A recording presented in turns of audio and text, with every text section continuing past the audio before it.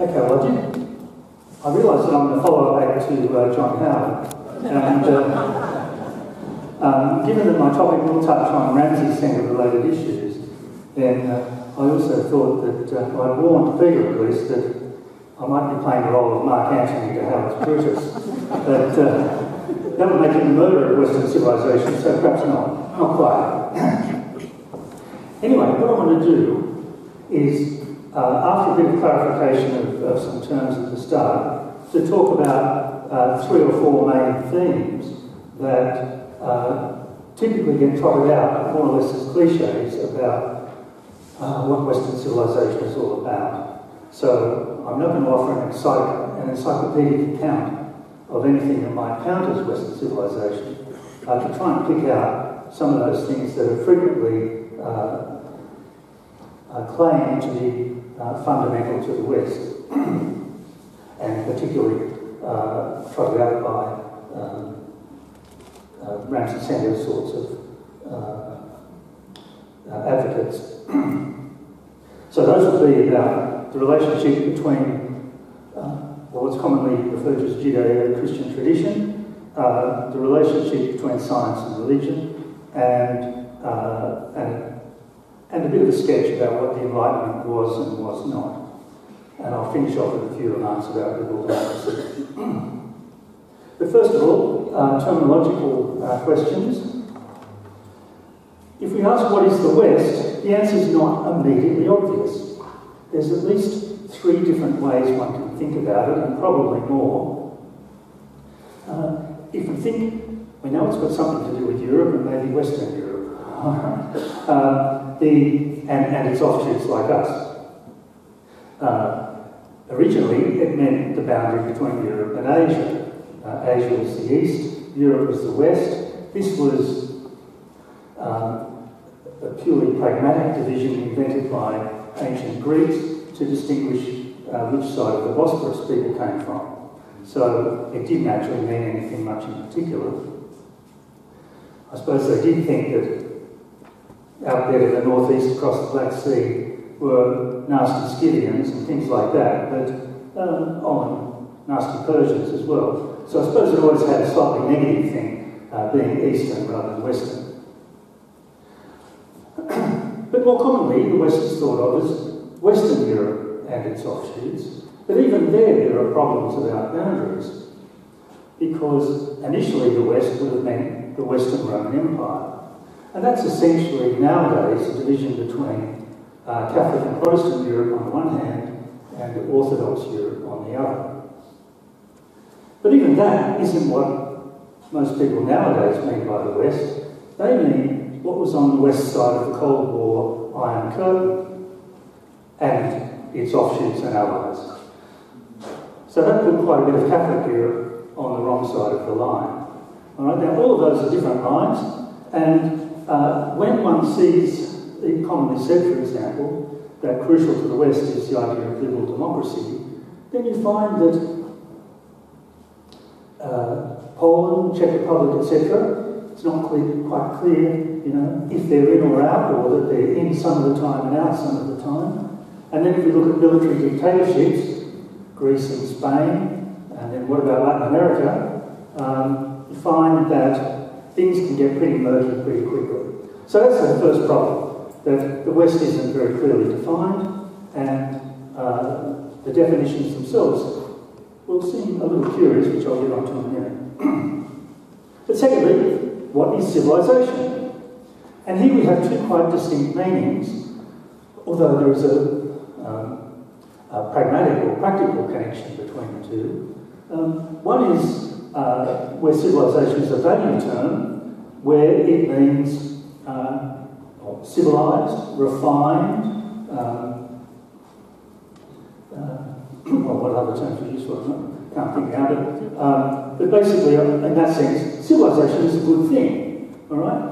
No one wants to be uncivilized. The opposite of civilization in this sense is barbarism, okay? Yeah. So we have civilization in the sense of the opposite of barbarism. Again, a distinction we get from ancient Greeks, and one has to say a rather racist one at that. But since the barbarians were all those people who couldn't speak Greek and therefore weren't worth bothering with. But the second sense of civilization just means urbanisation.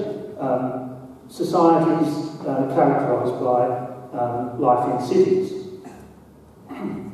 Now, and in that sense, civilization is just to be contrasted with, say, pastoral societies or the like, nomadic or semi-nomadic or just even farming-based communities that didn't organise into major towns and so on. Ireland was a very good example of that for a long period in its history. And even in Britain and in Europe, one finds that the oldest cities in northern parts of Europe and in Britain tend to be the cities established by the Romans. All right? Before that, people didn't live in particularly urban cultures. And so the coming of the Romans was, in that sense, civilization, whether they behaved well or badly afterwards. So that's a more descriptive sense. It doesn't really imply anything about value. Now, there is a connection between them in the sense that people who live in cities have to live a lot closer together, so they have to behave themselves rather more, so they don't get on the neighbours' nerves quite so much. That's part of it. The other thing too, though, is that urban cultures typically are more powerful than pastoral or farming kinds of cultures because cities are the centres of economic networks, often requiring, well, they do require more centralised political organisation, and as a result they tend to be militarily better organised as well. So civilisations tend to be more powerful than pastoral and the like societies or less centralised societies. And that means that civilisations can behave very badly indeed. All right? And when one thinks about critics, say, of the Ramsay Centre who've homed in on abuses under colonialism and so on, then you see that capacity clearly enough. And they, of course, have wanted to emphasise the downside in criticising Ramsay Centre proposals. Now, I think in that regard you can see that one of the things that has bedevilled debate, if you can call it that, between defenders of the Ramsay Centre program and its critics is that the defenders have been thinking about civilisation more in the value sense. They've sometimes said that what they had in mind was the best that has been thought and said. All right, several people have come out with that kind of expression. That's obviously not what the critics of Western civilization have in mind.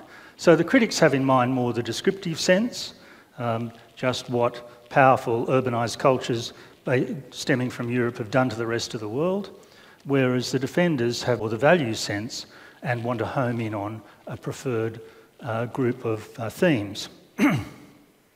So those themes tend to be, as I mentioned, Judeo-Christian tradition, including separation of church and state, rule of law, science and the Enlightenment, liberal democracy, and so on. But if you don't keep in mind this distinction between the two senses of the term, one can get into a pretty terrible mess. And Tony Abbott is someone who did get into a terrible mess over this because he said, in Western civilization, the good outweighs the bad.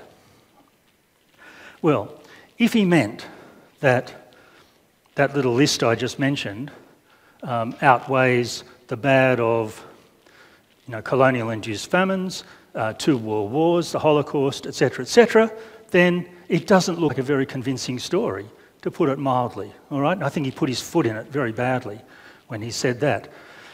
What he should have said is, what we mean is the value sense, right? We mean the great achievements of Western civilization. We don't mean the terrible things that it did along the way.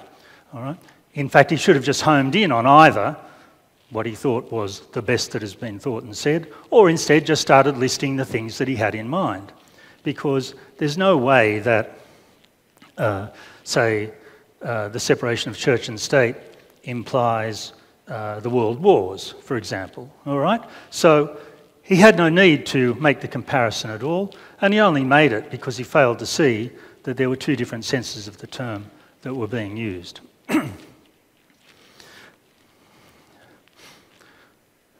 One of the reasons why he and others, I think, have got muddled up on that issue is because they're really thinking about it as a factual, descriptive thing anyway. Because when you look at the list that they trot out, and this is part of what I'll be examining more carefully, separation of church and state, rule of law, science, enlightenment, liberal democracy. If we ask, well, has Western civilization always been like that? And the answer is obviously not. In fact, the list that they provide sounds remarkably like the world that its advocates grew up in. And in fact, most of us grew up in as well. The kind of political settlement after the Second World War that Francis Fukuyama, to his later embarrassment, thought in 1989 had triumphed over all other political options and so on, okay? So, now obviously, identity politics and things of that kind are a challenge to that sort of political settlement from 1945. And that helps explain, I think, why the advocates of things like the Ramsay Centre are a little inclined to say that Western civilization is itself under threat. Well, you know, I think Western civilization is pretty robust, actually, and it's not going to be brought down by identity politics, but whatever one thinks of identity politics. But what is under threat, plainly, is that particular kind of set of political arrangements which flourished after 1945 on the western side of the Iron Curtain, all right? That the world that seemed to have reached a glorious apotheosis or whatever in 1989 certainly hasn't transpired, being threatened from without by Islamic radicalism in particular, and from within by forms of postmodernism, identity politics and the like, okay? Relativising and other sorts of political movements. So, the defenders of Western civilization, at least those of a Ramsay Centre ilk, look to me rather more like they're defending the world they grew up in and not liking some of the changes, which may be fair enough, but it's not the end of Western civilization. And here I suspect I'm taking some issue with Ted Sadler, for those of you who would have been around for Ted's talk. Anyway, so much for that for sort of introduction. Now, so on to my other themes then. So first of all, the relationship between the West and the Christian Church. The first thing is that the claim that the West is shaped by a Judeo-Christian tradition is, I think, a case of invention of tradition after the fact.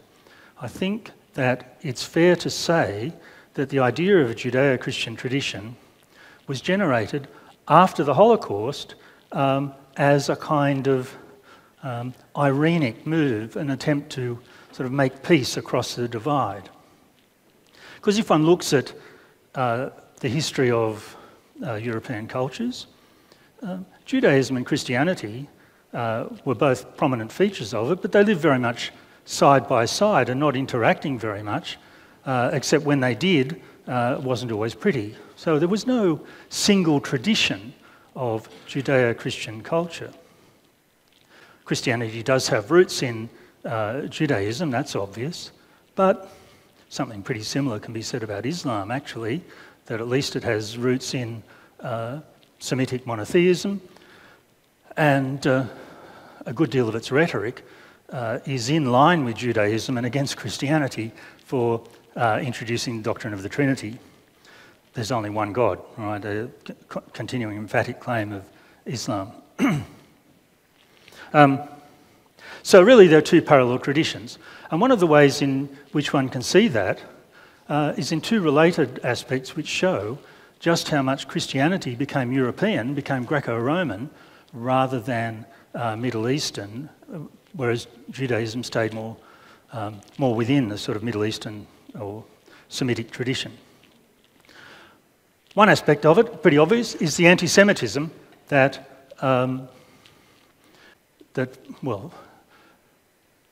flourished in the Christian church. The Christian church bought into. Anti-Semitism was primarily a Roman invention. They couldn't cope with the Jews not wanting to allow Augustus to become a god to worship, etc., and caused plenty of trouble as a result. Christianity, as it became more Europeanised or more Romanised, became increasingly of the same attitude, distanced itself from Jewish roots in order to fit better into the Roman European world. You can see that also, very visibly, in the long history of Christian art, because Judaism, like Islam, bans images. Christianity is full of images, and you can see that Christian art continues Greco-Roman art. It's a pretty straightforward kind of story there, and it's evidence of the extent to which Christianity became Romanised, if you like. So, but to go back to anti-Semitism, it's impossible to, as I say, Christianity didn't invent it, but it certainly kept it alive, and it's hard to tell how much religious teachings contributed to pogroms. I mean, often you can imagine that they would have happened just through mutual suspicions regardless. But anyway, certainly the Christian church kept alive anti-Semitism. And the Holocaust is utterly inexplicable if there's a single Judeo-Christian tradition. It's, after all, the Jews who were picked out, and Christians not only weren't, but often participated in it. The Protestants in particular seem to have been pretty keen pretty keen in anti-Semitism. Protestants were much more keen Nazis, by and large, than were the Catholics. But of course, anti-Semitism has other roots as well in terms of the economic and later cultural success of the Jews, which generated enormous resentment, and the anti-Semitism of the Nazis was an independent thing in large part, due much more to the scientific racism of the 19th century, social Darwinism, eugenics, and so on. Hitler's talk is full of that kind of thing. Anyway, that should be enough to show that Christianity and Judaism are really distinct traditions that lived side by side. There's a certain amount of interpenetration from around about the 18th century, but not a great deal. Again, the Jewish contribution to modern European culture largely came about at the cost of conversion or secularisation. Okay, secondly, the separation of church and state. This also, it's something of a myth, really. If one looks around the Western world now, Australia has separation of church and state. The United States has it in the First Amendment. Various other, I think France has it. But there's no clear separation in most other European nations, at least. Even in Britain, if you remember, the Queen is the head of the Church of England. So religious and political institutions are united under the political head, who's also the religious head. So there's no complete separation at all. There is religious toleration of non-establishment churches, and so you might say those particular churches or other religions are separate, but still it's not a thoroughgoing separation. In Scandinavia, I think Denmark still has, Germany, and some other countries, you still have to pay a church tax imposed by the government. So there's not a total separation at all. All right, there's a de facto separation, if you like, that political leaders hardly ever involve themselves in religious disputes, but still, there's no total separation at all. And those who've argued that way seem to be basing their argument either on situation here or just repeating what is said by Americans. So what do we really have in the history of Europe? We've got a constant battle between the Catholic Church and the various political rulers for domination. The very idea of the Holy Roman Empire shows enough of that Charlemagne wanted the blessing of the Pope to centralise his power. That didn't require him to dominate the Pope, but the Pope certainly tried to use it to dominate the political rulers, even at one point forging a document claiming that Constantine had given the Pope's authority over secular power, the so-called Donation of Constantine, written in about the 1100s, I think. So, the fact that you had separate religious and political institutions doesn't mean you've got a complete separation when there's a battle between the two for control of the other. All right, it's not, there's no full separation at all, it's just a battle for domination. And if one then compares the Islamic world, one finds that by and large there's a pretty similar story, that the caliph and the political rulers, the emperors and so on, tried to dominate each other, and the political rulers tended to win out, although officially the caliph was the top. It's only again more recently, with the rejection of, again, European colonialism in the Middle East, that theocratic entities like Iran or ISIS have flourished. Islam has become a kind of rallying point for political movements, and so it's transformed the political and religious environment in the Islamic world. But if one goes back and has a good look at the Ottoman Empire and its predecessors, one sees a situation not enormously different from Western Europe.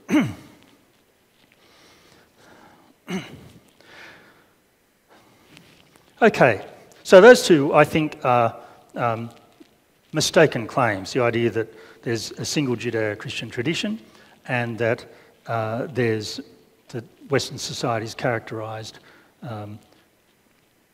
in anything, or that is characterised in general by a separation of church and state.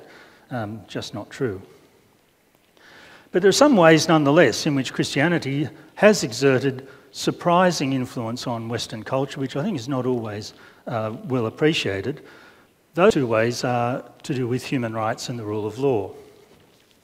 I'll say a bit more about human rights later on, but it's often supposed that human rights are a kind of Enlightenment invention, which is just nonsense.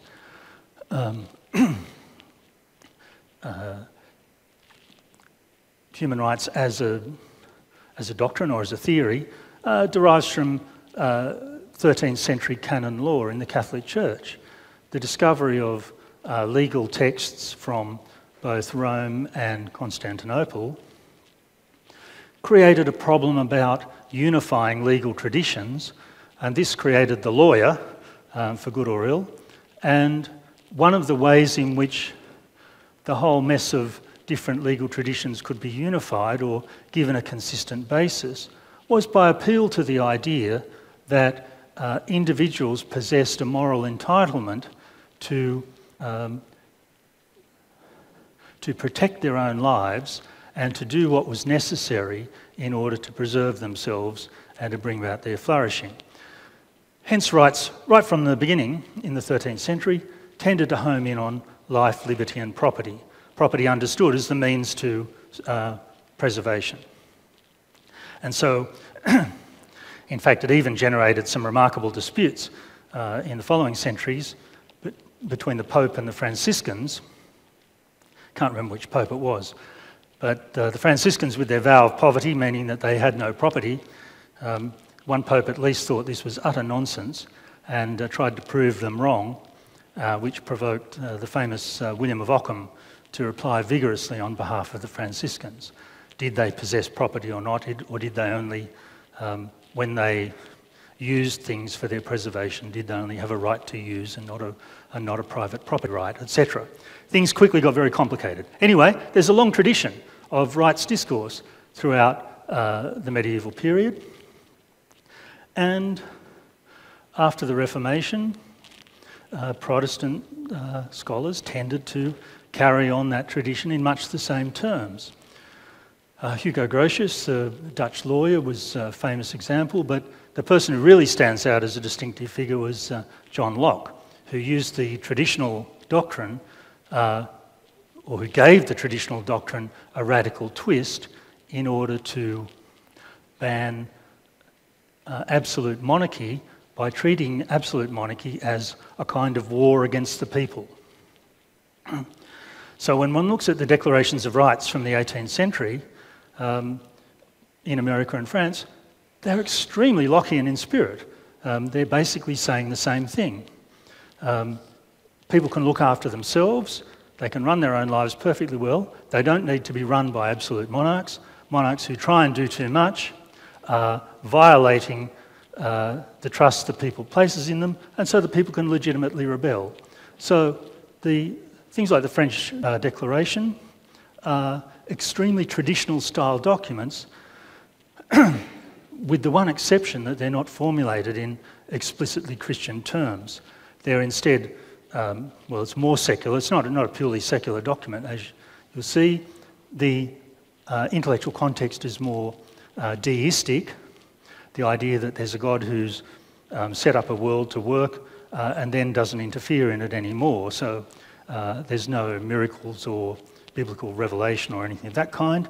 There's just a world set up by God with laws that govern the way the world works. And this is why you find the French Declaration talks about the supreme being, all right, very general kind of term. The American Declaration talks about nature's God, and so on. Okay, so so they're not explicitly Christian anymore, but they're sort of, religious in a vague kind of way, if you like. Essentially deistic kinds of documents. Anyway, yeah, so human rights has got a long tradition, and you might realise that it had to be so, in a sense, with the 18th century declarations, that it couldn't possibly be the invention of rights, as sometimes said to be, because if those documents were inventing rights, no one would have had the first idea what they were talking about. All right?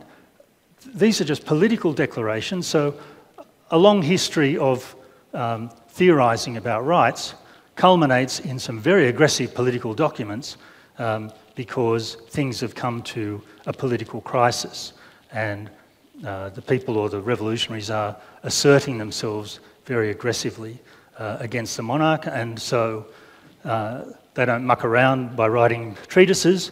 They write short, punchy documents to tell the king just what he can and what he can't do. So, anyway, secondly, the rule of law.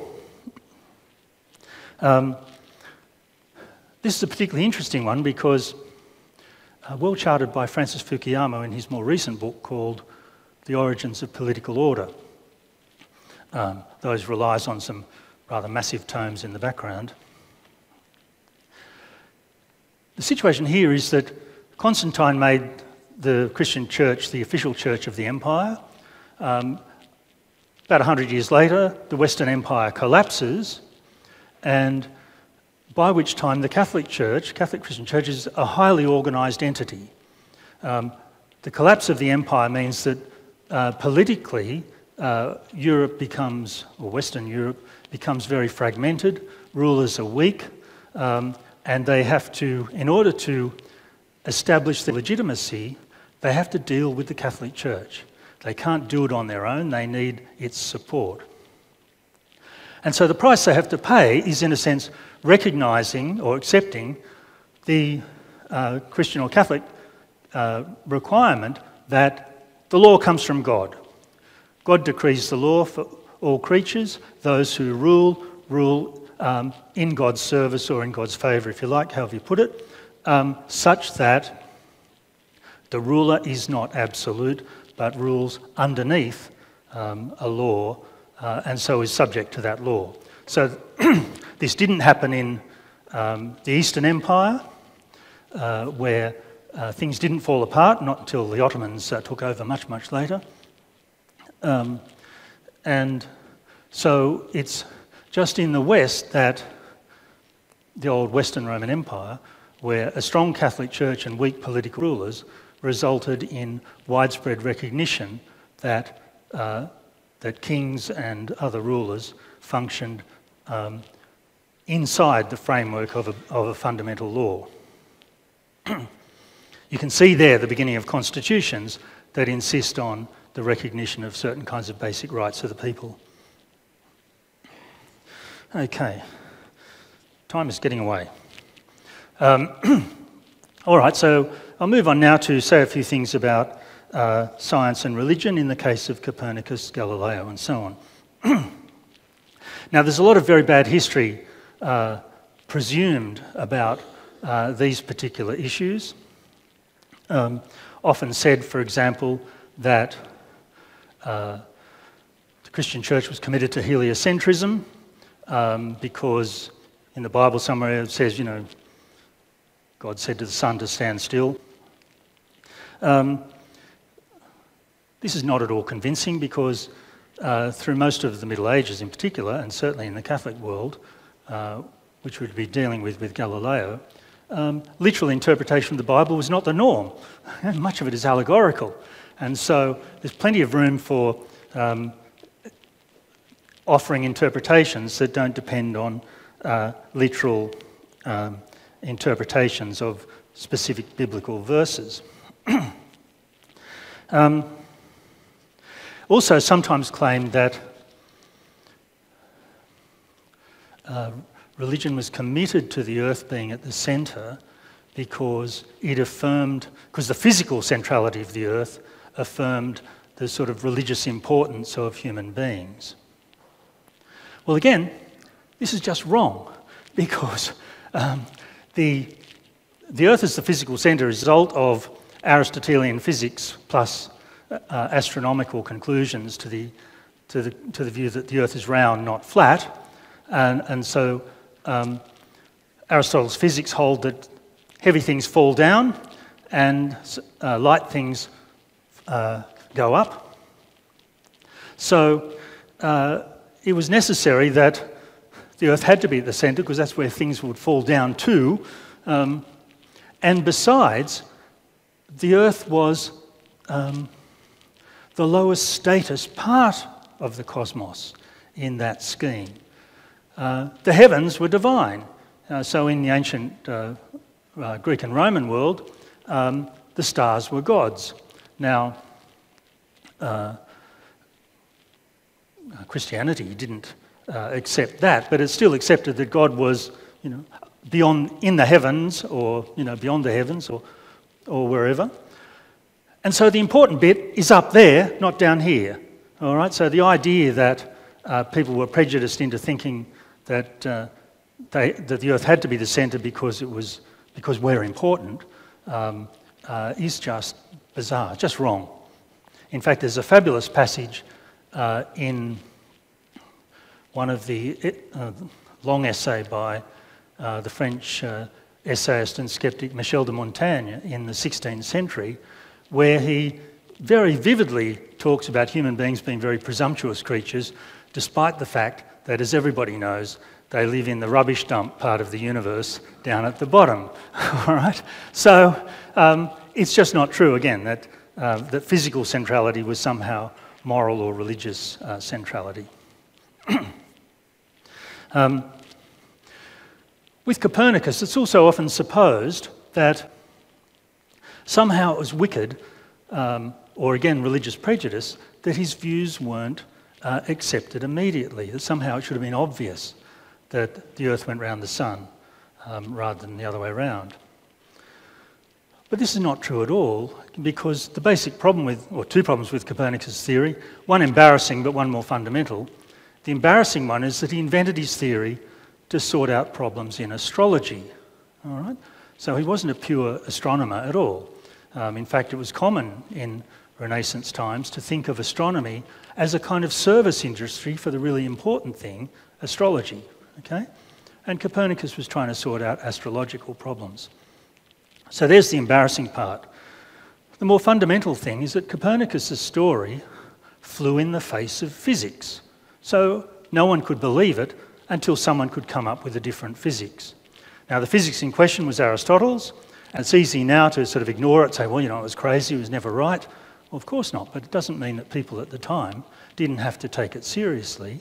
And so it wasn't until Galileo starts to provide grounds for a mechanical interpretation of the world, rather than the biological sort of and teleological story that one finds in Aristotle, that one finds that a new physics starts to look possible.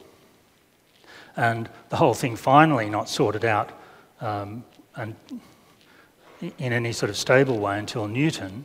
And Newton is 140 years after Copernicus, 50 years after Galileo, and so on. So there's far too much back projection, if you like, looking back at those things and thinking, look, obviously this was all just a story of religious prejudice versus good, honest science.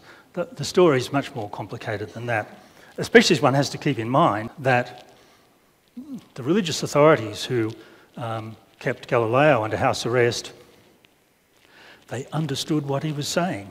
They just thought he was too much of a troublemaker to be allowed to be let loose. When I say they understood what he's saying, I don't mean that they necessarily believed he was right, but they certainly could see that his views were credible.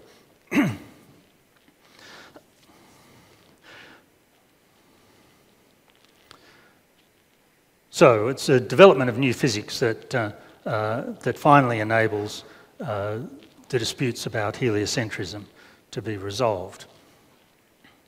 Now, second thing in which there's once again a surprisingly positive connection between Christianity and modern science is again the idea of the rule of law.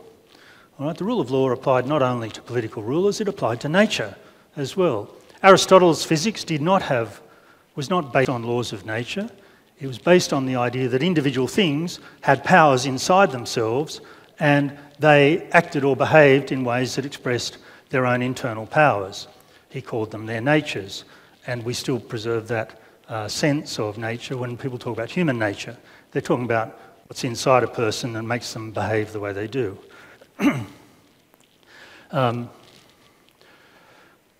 Monotheistic religion was very strong on the idea that God had commanded the world to behave a certain way. So the laws were initially sort of divine commands to nature to behave itself. Okay? So without that first thought, it's difficult to imagine modern science developing in quite the way it did. It doesn't mean modern science is really religious after all, not at all. But there's a more positive connection there than often supposed. The second aspect in which Christianity played a positive role, and this is a very surprising one, was in the emphasis on observation and experiment. Okay? Sometimes you see people talk as if people suddenly opened their eyes and looked around and saw the way the world worked and then science steamed ahead. Well, the problem was more that ancient Greek science had treated reason as a kind of divine power that human beings possess, and therefore reason was quickly able to determine just how the world worked and why it had to do so. But the collapse of the older science meant that story had to be seriously compromised, because if reason can tell you the truth, how come we've got it so badly wrong? There must be a problem there. And so rather than modern science being a kind of celebration of rationality, it's rather something which clipped the wings of rationality very severely to keep it within the bounds of careful observation. And the criticism, if you like, was that Greek science had been hubristic. It had overrated human abilities, especially their number one ability, their rationality. And so it was necessary to adopt a much more humble approach to nature to carefully observe how it worked in order to arrive at conclusions that could be relied on. And this helps explain when you see entities like the British Royal Society formed and you look at the kinds of things that people did in the early reports of the Royal Society and so on, it's incredibly boring stuff. right? Very careful, but, to our mind, tedious observations and so on. The whole idea of natural history, which sent, European explorers down the Amazon and goodness knows where. Joseph Banks fits this model as well. Collecting vast quantities of stuff and taking it back home and classifying it all, sorting it out into all the different types. Linnaeus and so on also fit into this story. That science was really a kind of classificatory scheme that enabled you to see all the different things that exist in the world and left you with the problem of trying to work out how they were related. And that problem of trying to work out how they were related was itself exacerbated by modern science itself with its mechanical interpretation of how perception worked. Because the ancient Greek story is that, you have a few perceptions of things and your reason then works out what the essence of that thing is, and so then you know what it is and why it is the way it is. But the mechanical story, what we're familiar with, we learn at school and so on, is that, say, when you look at an object, what you see is what happens when light bounces off it and hits your eye, and things then go on in your head, okay? That means that your perceptions are effects of the object and of light, and therefore not to be identified with any essence of the object itself. You don't have any access to essences, you just encounter surfaces of things, sights and sounds and so on. And so whether you can actually ever arrive at genuine insight into why things are the way they are was, particularly in early modern science, interpreted in very sceptical ways. So you find that a lot of the sort of heroes of early modern science are people who insist on the limits of knowledge rather than expounding the idea that, science has given us all the answers and now we're on the right road, all right?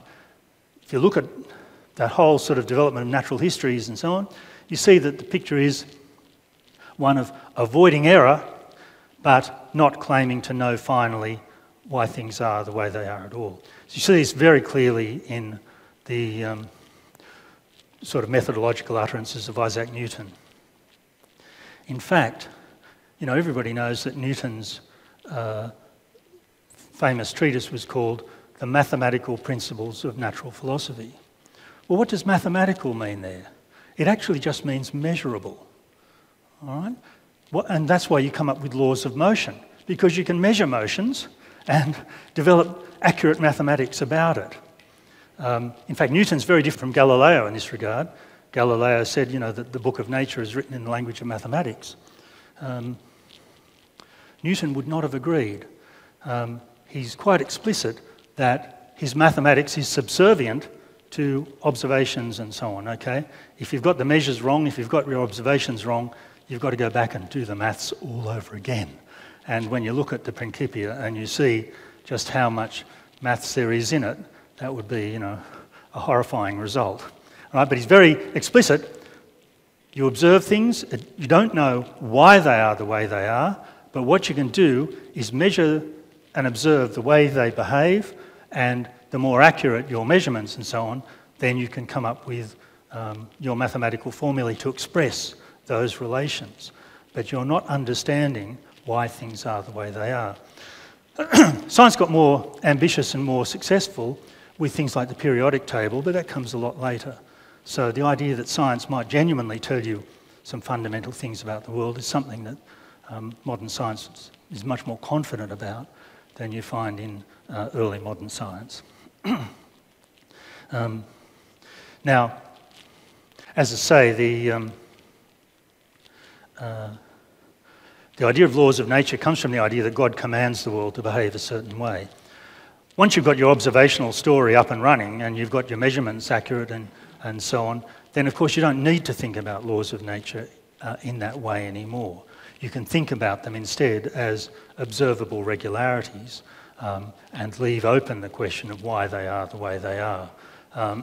So in that sense, you see, modern science, although it owes the idea of nature having laws to sort of monotheistic input, it's not committed to that. It can leave that behind, but it's certainly a positive role that religious belief played in the development of science that is lost in that common story of science versus religion, centred on the story of Galileo and so on. All right. I think I'm going over my time, so I'll just make a few quick observations about the Enlightenment.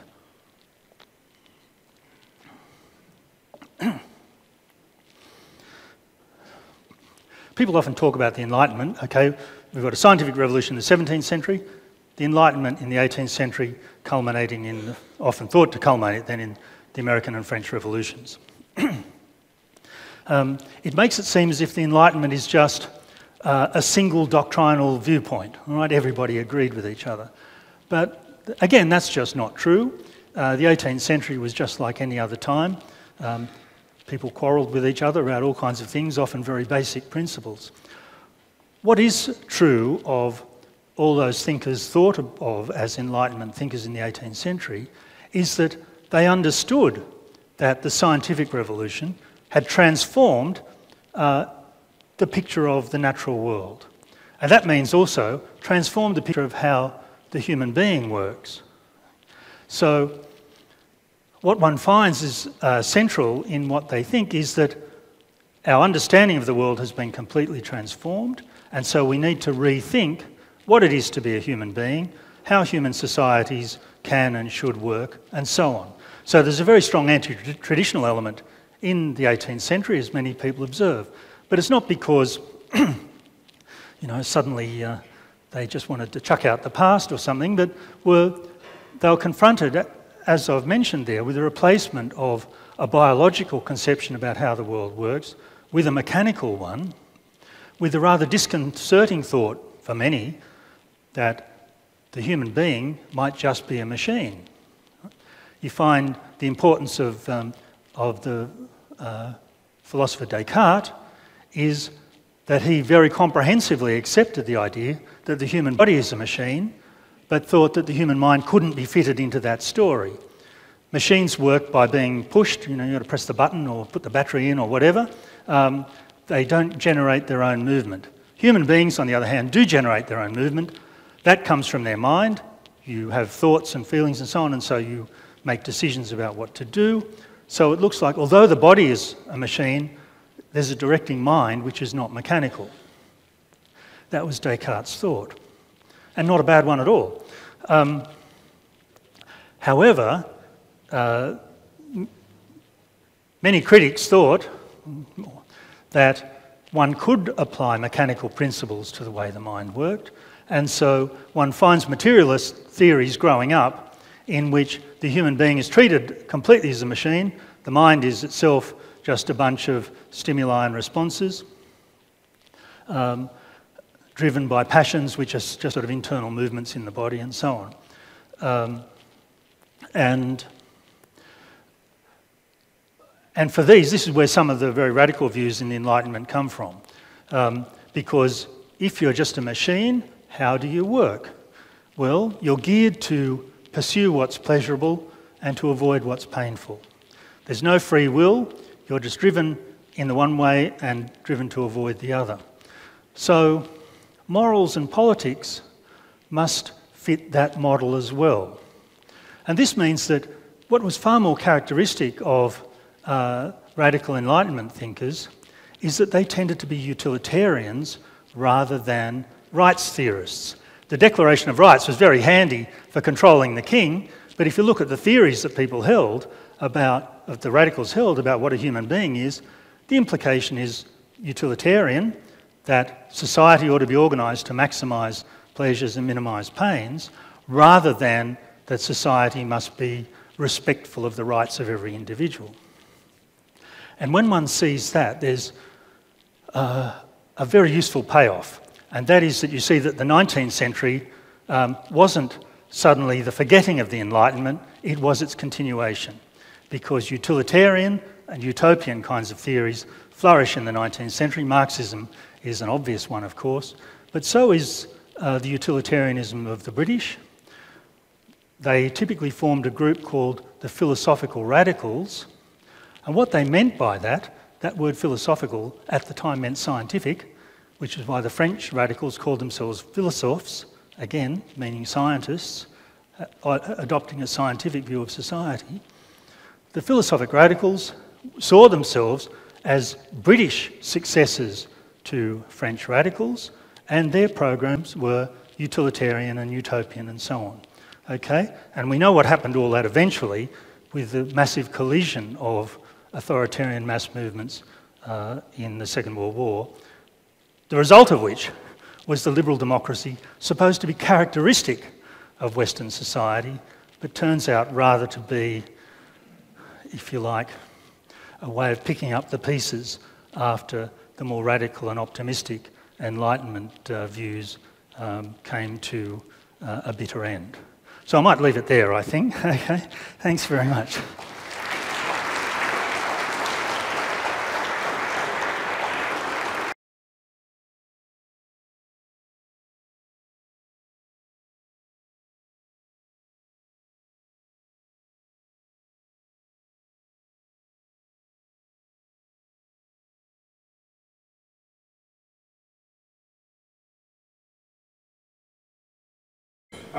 Thank you. Look, I thought it was a tremendously interesting talk. Thank you. And I think we could have done with you at the beginning, because it's been a bit like Matthew Arnold's ignorant armies clashing by night, and you've brought a lot of light over this.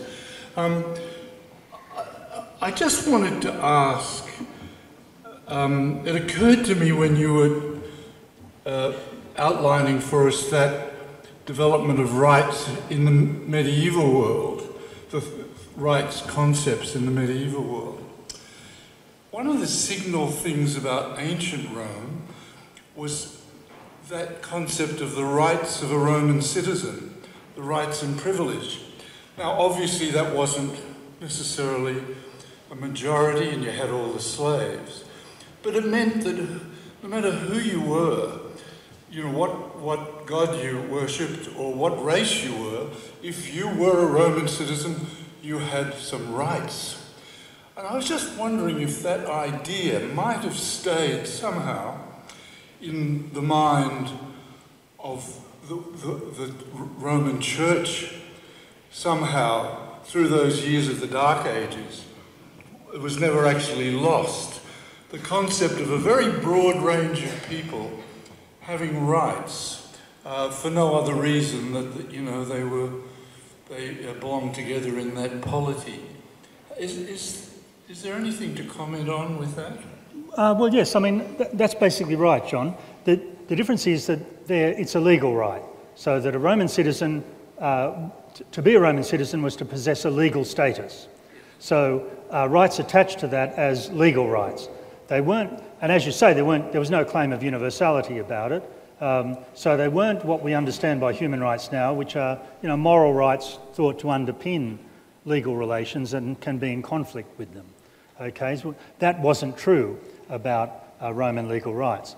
But nonetheless, it is true that when those canon lawyers formulated their ideas of basic natural rights, as they called them, essentially the same as human rights in my view, that they were adapting that model from Roman law and applying it to a universal moral framework, okay, that then should have authority over law, over actual positive law, rather than simply be the embodiment of law, as in the case of the Roman citizen.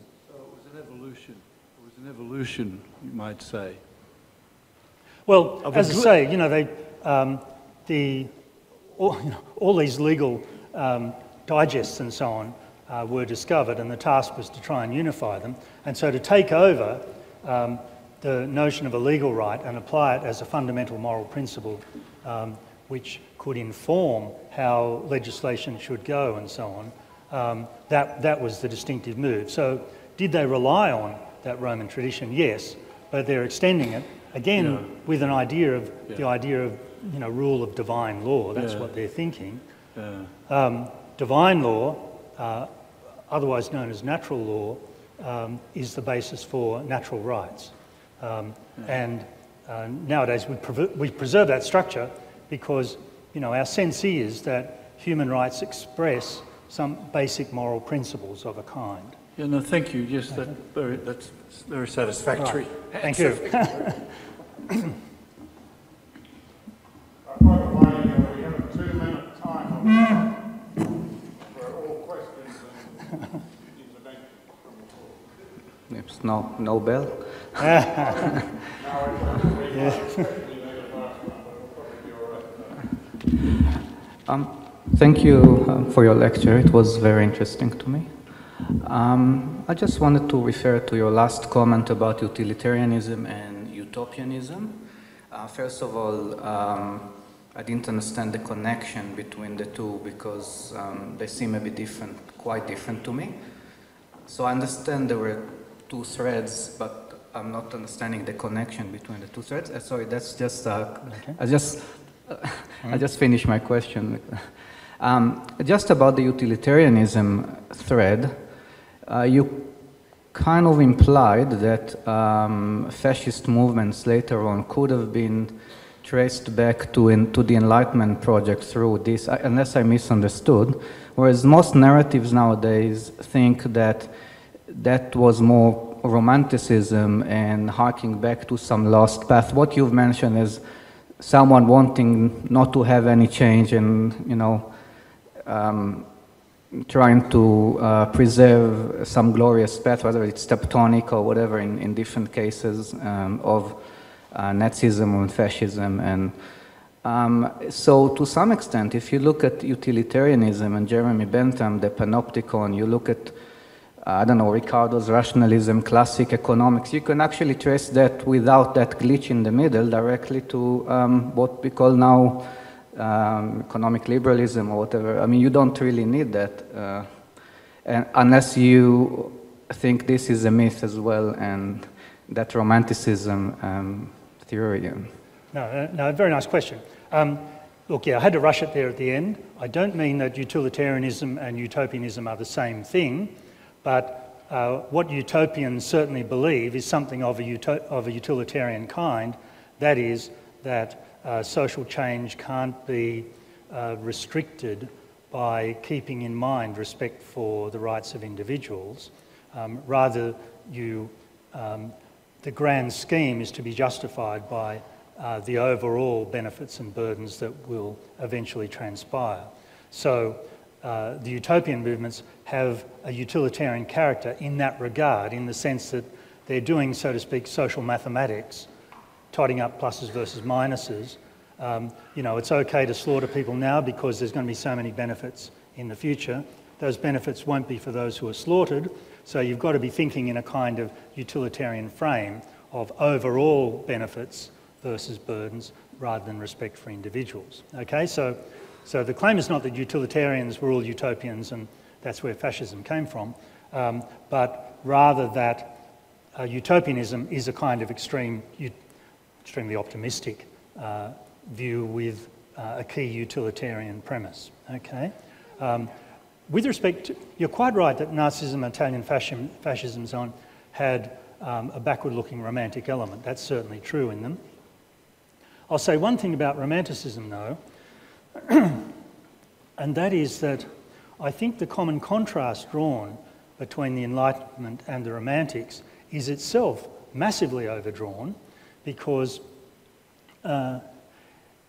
Romanticism, with its emphasis on, you know, cultural diversity and so on, different kinds of folk traditions and all that sort of thing, actually flows very naturally out of the Enlightenment commitment to experimental science, because the fact is that experience is local. And this is obscured a bit because the French Enlightenment thinkers in particular talk so much about reason, but you know what they mean by reason is people thinking for themselves, allegedly, so that they come to Newtonian kinds of conclusions or, you know, mechanical materialist conclusions. So they're often thought to be rationalists in the philosophical sense, and they're not. They're really empiricists, okay? They think that it's empirical investigation of the world that all knowledge is based on, and that human beings are creatures who know what they know because of their experience. And once you've got that picture in mind, then you can see that the Romantics, with their focus on folk traditions and so on, come fairly naturally out of the Enlightenment because experience is local, and so people are shaped by the traditions that they grow up in rather than by some kind of universal reason. So I think there's a kind of inconsistency built into the French Enlightenment figures in particular, who talk so much about reason in a capital R sense, but are really, empiricists and so on. And so in that way, there's more continuity. The appeal to, glorious folk pasts and so on that you find in the fascist movements and so on, well, that's certainly a key ingredient in them, and that's enough to show that utilitarianism or utilitarian kind of assumptions are not enough for fascist kinds of utopianism, that they need extra things in there as well to sort of ramp up the passions, if you like, and get people committed. Thanks for the interesting answer. Sadly, I cannot debate it with you here. Okay. I've seen you before. Yes, alas, yeah. To keep the Roman theme going, my first reaction to your talk is to say, you too, Stephen. So as I'm sure you'd agree, very much the performance of a Brutus rather than an Antony.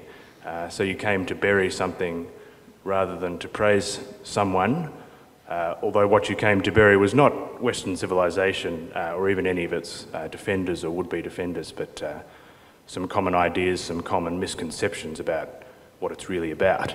I did wonder, however, whether you had anything to say on the positive side, that is about what might distinguish Western civilization from others, in what sense it may be genuinely different, not necessarily better. This could be a purely descriptive account, to use your term. And I'm conscious when I ask this question that there are perhaps few people in the world qualified to answer it. I think Auden said that in order to know one's own language well, one would have to know at least two others well. So it may be that in order to know one's own civilization, one would have to know at least two others, and not many people arguably know even their own very well. So, but I would be interested nonetheless. Well, one positive thing I did have to say there was rule of law. That is quite a distinctive feature of Western societies. It's, you may have noticed it's not particularly true of Russia, okay? And I haven't been there recently. Well, yeah. There's not our Vlad, and there's not much that keeps him in check. But also, if you look at China, for example, the ruler is the ruler. That's the end of the story. There's no sense that there might be some kind of overarching law to which the ruler might need to appeal in some way to affirm legitimacy and so on, okay? So the rule of law is a pretty striking one. I think things like liberal democracy, as I mentioned there at the end, is, it's a bit of a hybrid. And in many ways, I think that there's it's regrettable that people describe our system as liberal democracy, partly because it makes it seem as if all those criticisms of democracy that one finds in the history of political thought were just sort of a bunch of madmen who didn't know what was right.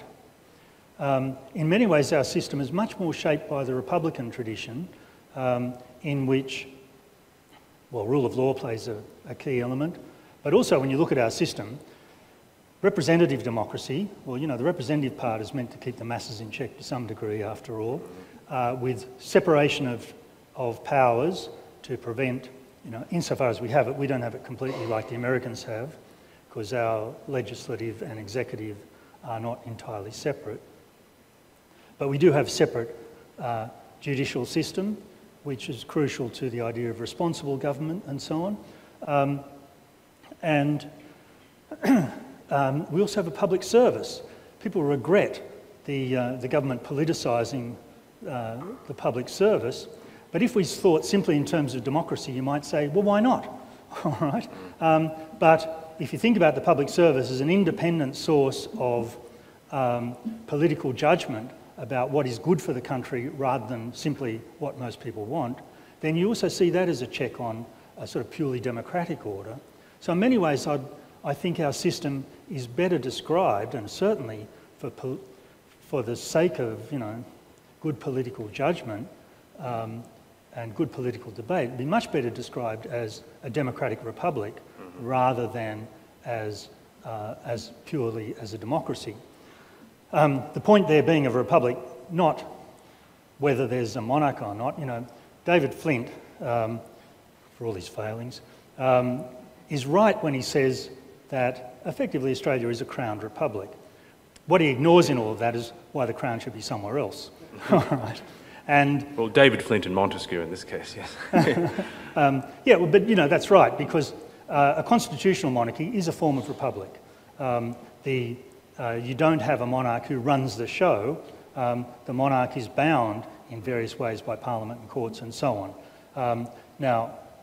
I think monarchy is fundamentally incompatible with Australian political attitudes and political realities. So I'm not advocating a local monarch for us. As, you know, we might end up with Peter Fitzsimons, which would be frightening. But what do you take the job though? Might I mean, a la Julius Caesar, he may have to be offered it. Look, you know, more than once, I think. If he just might, yeah, put, a bit of gilding on the bandana, and I'm sure he'd be. Right, but I think you've answered the question very well. Okay, so I'll make thanks. Thank you, Selwyn asked. I love your brief, clear scientific revolution going through Enlightenment and the consequences thereof. We're in a bigger change than we've ever seen before, including those areas of scientific revolution. And my understanding of the talk and the whole thing is to look at where Western society is going.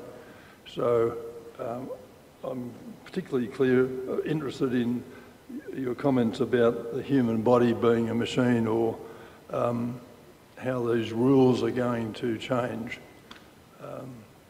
So that's all I'm asking is, where are we going with this yeah, well, change? I wish I knew. I don't have a crystal ball. I think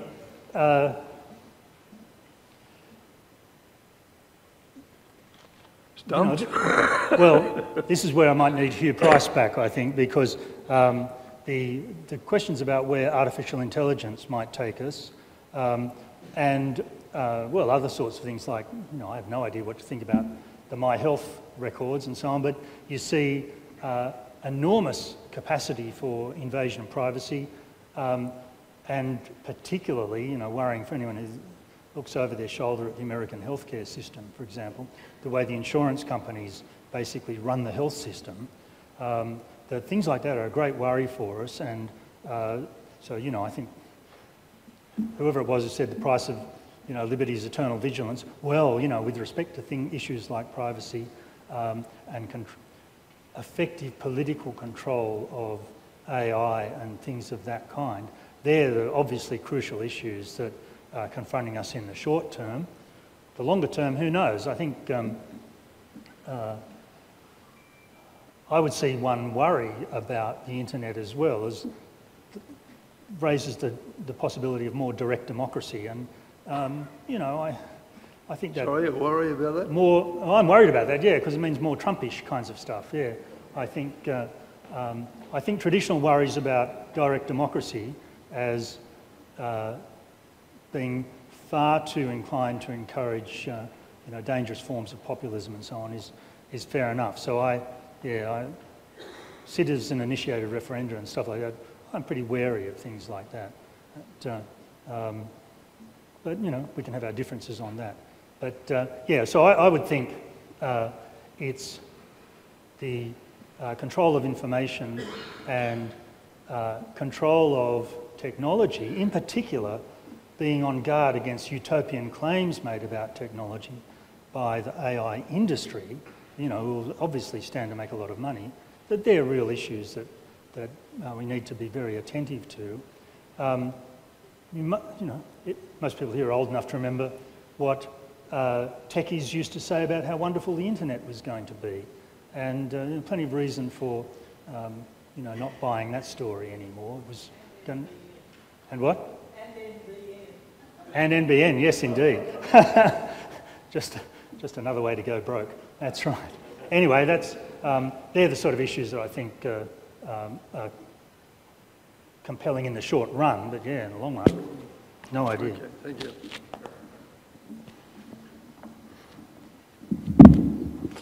Hello, thank you.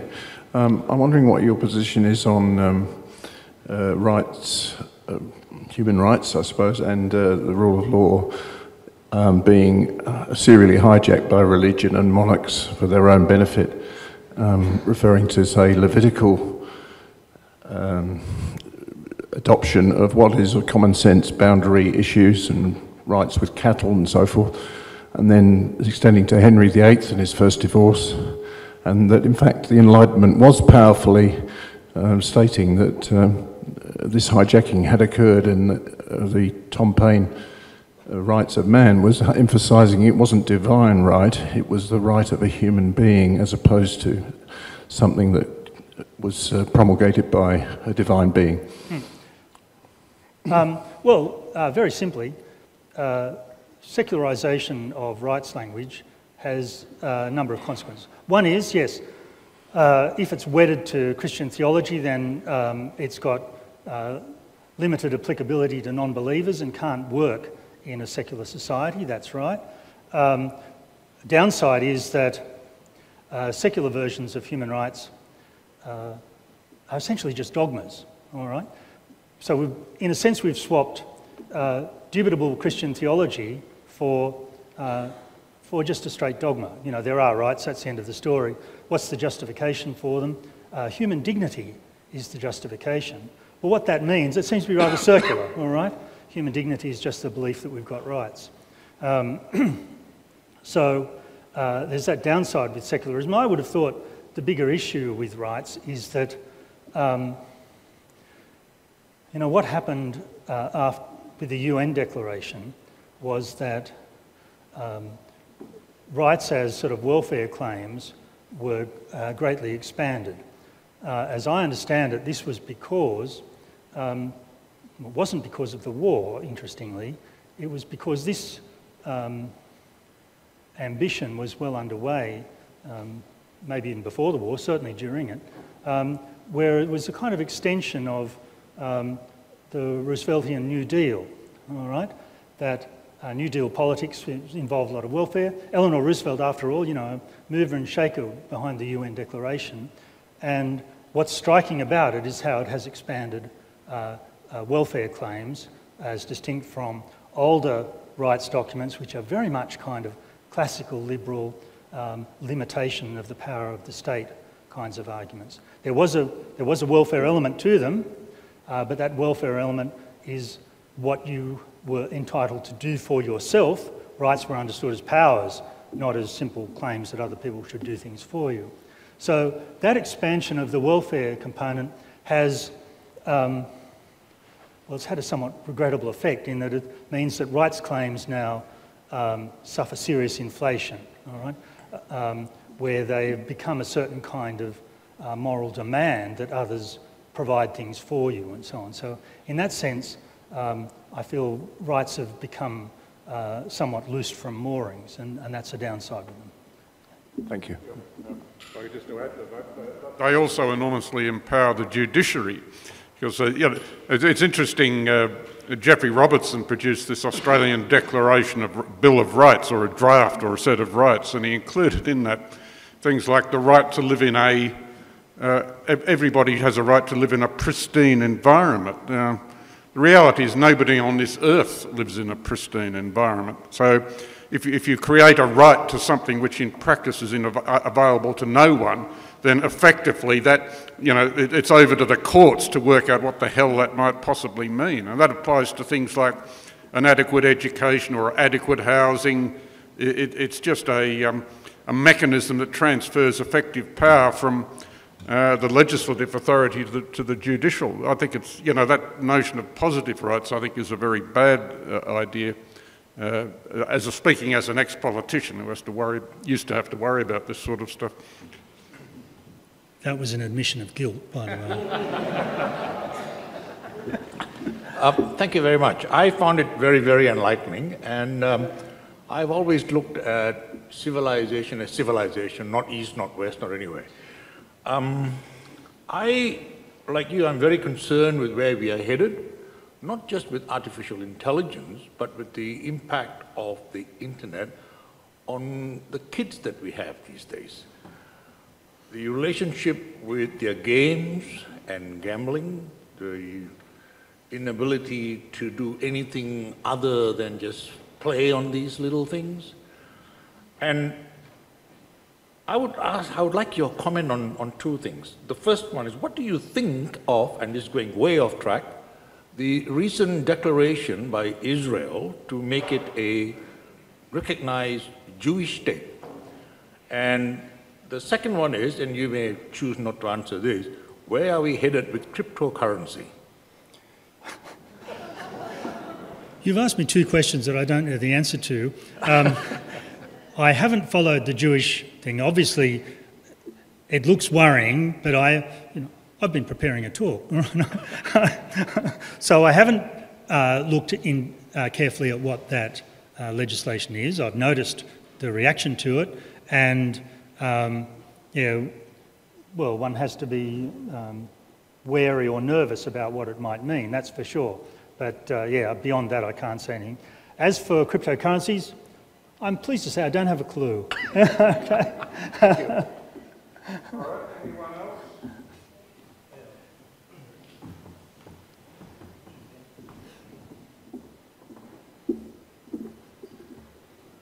So great talk, thanks very much. I think you may have overstated the role of Christianity in the Western tradition, and I'd just like to put a couple of propositions to you about that suggest that some of the currents that certainly were supported in ways that you demonstrated through the Christian tradition actually predate it. So the first, for example, is the idea of toleration. So Marcus Aurelius writes about this very persuasively as a Stoic in the 2nd century AD. He writes about tolerance and kindness being allied, and he writes about tolerance as a precondition for justice in society, and he is not a Christian. Similarly, you mentioned the Utilitarians. Bentham certainly expanded on the idea of the dichotomy between pleasure and pain, but so did the Epicureans. So, to my mind, a lot of the claims made about Christianity fail to recognise that there's a pre-Christian tradition that picks up on these ideas and develops them in a very particular way that essentially is observed today. Yeah, look, very good question. First of all, utilitarianism simply is a kind of rebirth of Epicureanism, that's quite correct. That's not a Christian influence, so utilitarianism was always something with a pretty awkward relationship to Christian views, if not a hostile one. With respect to Marcus Aurelius and Stoicism and so on, you're entirely correct. I didn't actually say anything there about toleration directly, because I didn't have time to talk about different kinds of liberty and so on. I honed in on Christian influences because of the sorts of things that have been said by the Ramsey Centre and so on, okay? But it's certainly true, if you ask, why did Christianity become so universalistic in its self-conception and ambitions and so on, then I think the answer has to be that it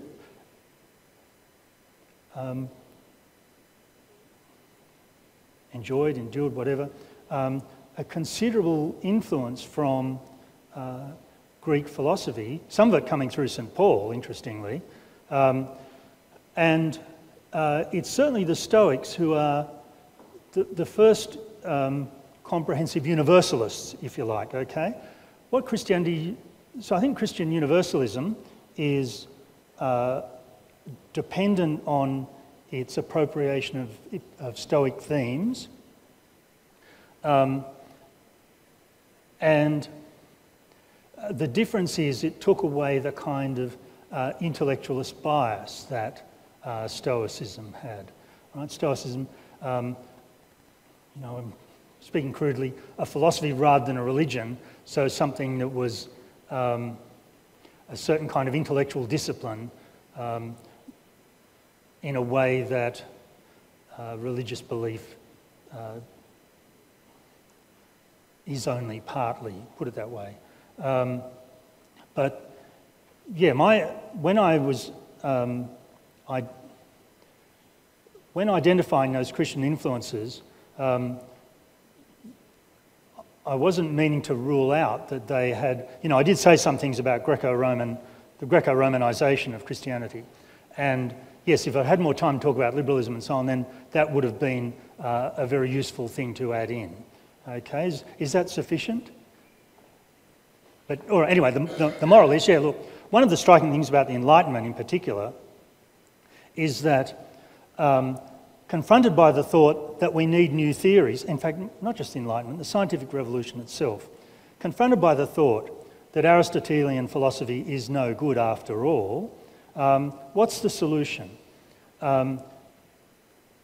Too often, sort of popular versions of the story make it sound as if some thoroughly modern thing was invented from scratch.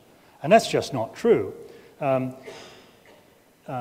and 18th century thinkers, confronted by the thought that their traditional Aristotelian views now had to go, the natural thing for them to do is to go back and look at the alternative philosophical schools from the ancient world and to decide which one of those seemed like the best available one to develop and modify in the light of the new science.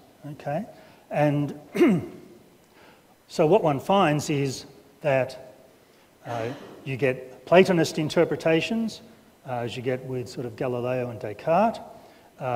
You get Stoic interpretations, also in Descartes, but a lot of the more moderate figures of the Enlightenment tend to be Stoics. You get the ancient skeptical school gets wheeled out by the likes of David Hume, and the Epicurean view in particular becomes the most favoured view because Epicureanism is the source of atomic theory, and some kind of roughly atomic theory looked like the way to go. And so Christian 17th century scientists then had a problem because they liked the Epicurean physics, or certain key elements of it, but Epicureanism was the anti-religious philosophy par excellence from the ancient world, and so they then had to work hard to try and reconcile Christian beliefs with a quasi-Epicurean science. And so outstanding figure in this regard is Robert Boyle, who some of you remember, the man behind the ideal gas law, PV equals RT, if that rings a bell. Boyle was a straightforward corpuscularian, that was their favoured term.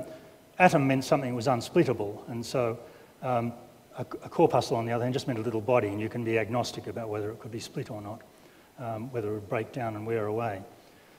You can see that Newton wondered whether they might break down and wear away. So there's Boyle, a thoroughgoing corpuscularian, thinking that the way to explain the physical world was by appealing to the actions of tiny little bodies. He's well aware that this is an Epicurean line, and so he spends far more time writing defences of Christian theology to show how it's compatible with a kind of Epicurean physics. And in France, you have Pierre Gassendi doing much the same kind of thing as well. So Christian Epicureanism is, if anything, the philosophical position of the scientific revolution, or the more successful advocates of it, or practitioners. But it created a problem for them because they're trying to balance Christian theology with a very explicitly anti-religious philosophy from the ancient world. But this consciousness of the ancient world, and that meant the pre-Christian philosophical views of ancient Greece, the need to somehow reconcile those two in the new science was an absolutely central concern. Okay, well, that's it. So can we thank our speaker?